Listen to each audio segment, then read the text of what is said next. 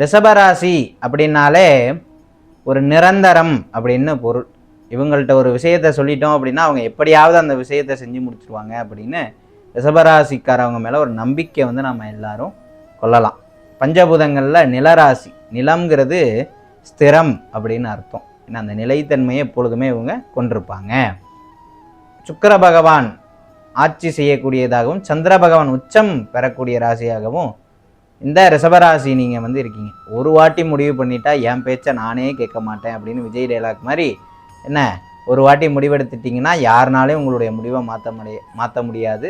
அதற்கு ஏற்றார் போல் நீங்கள் உழைத்து அந்த விஷயத்தை செஞ்சு முடிப்பீங்க, முன்னின்று செஞ்சு முடிப்பீங்க.